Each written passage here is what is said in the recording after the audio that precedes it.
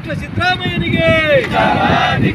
ಹಿಂದುಳಿದ ವಿರೋಧಿ ಕಾಂಗ್ರೆಸ್ ನೀತಿ ಧೋರಣೆ ಅನುಸರಿಸುತ್ತಿರುವ ಸಿದ್ದರಾಮಯ್ಯ ಸರ್ಕಾರಕ್ಕೆ ಹಿಂದುಳಿದ ವರ್ಗದ ಅಭಿವೃದ್ಧಿ ನಿಗಮಗಳಿಗೆ ಹಣ ಬಿಡುಗಡೆ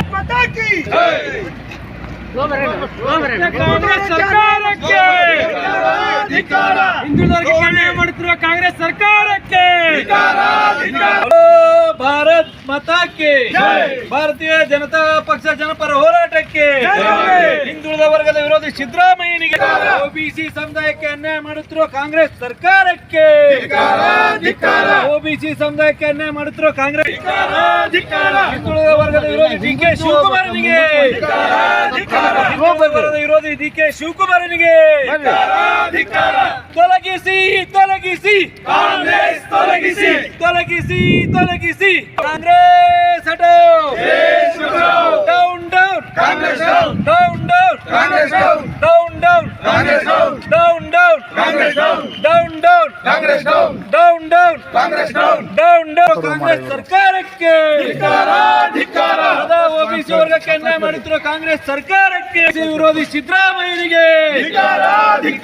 ಹಿಂದುಳಿದ ವರ್ಗದ ವಿರೋಧಿ ಸಿದ್ದರಾಮಯ್ಯನಿಗೆ ಬೋಲೋ ಭಾರತ್ ಮಾತಾಕ್ಕೆ ಸಿದ್ದರಾಮಯ್ಯನಿಗೆ ಹಿಂದುಳಿದ ವರ್ಗಗಳಿಗೆ ಅನ್ಯಾಯ ಮಾಡುತ್ತಿರುವ ಕಾಂಗ್ರೆಸ್ ಸರ್ಕಾರಕ್ಕೆ ಭಾರತ್ ಮಾತಾಕಿ ಬೋಲೋ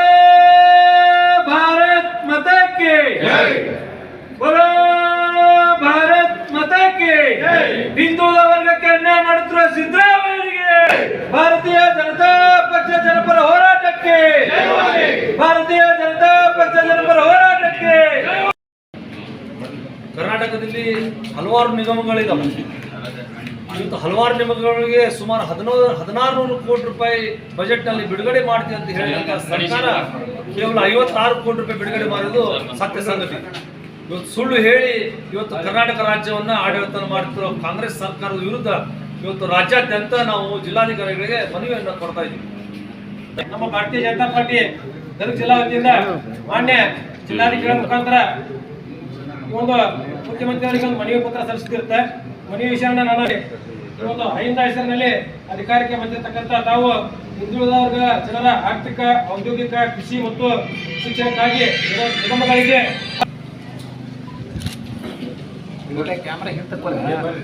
ಹಿಂದಾದೀನು ಏನು